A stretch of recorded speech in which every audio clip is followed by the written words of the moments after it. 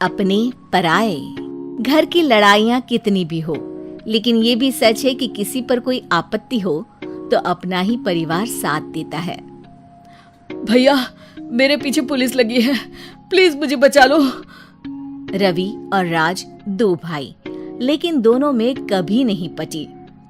अरे क्या हुआ छोटे, क्या कर दिया तूने?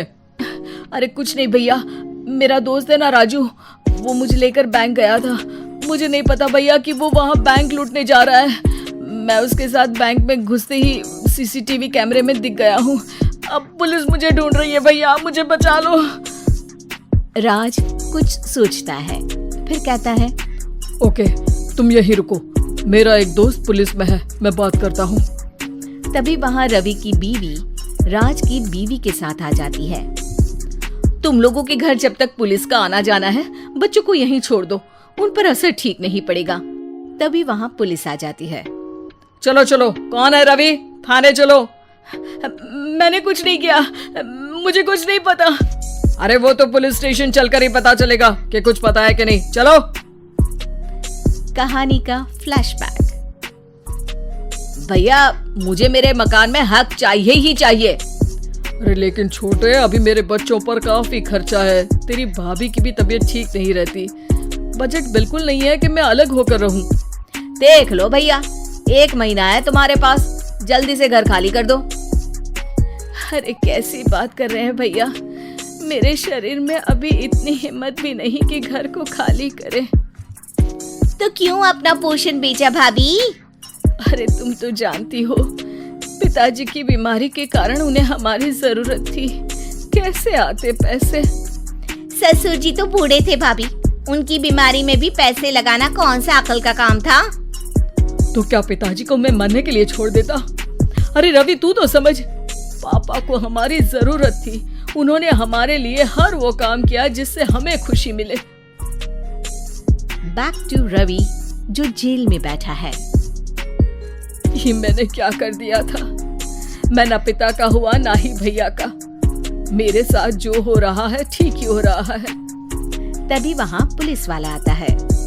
रवि, तुमसे कोई मिलने आया है। भाभी, आप यहाँ क्यों आई? पुलिस स्टेशन है ये भाभी।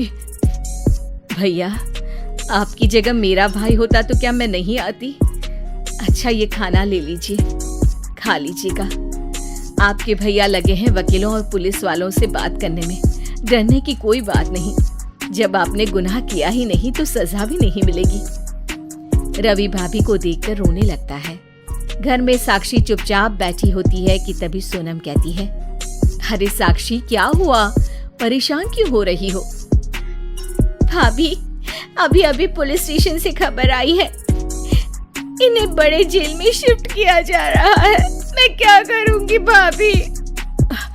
रो मत, हम अच्छे से अच्छा वकील करेंगे।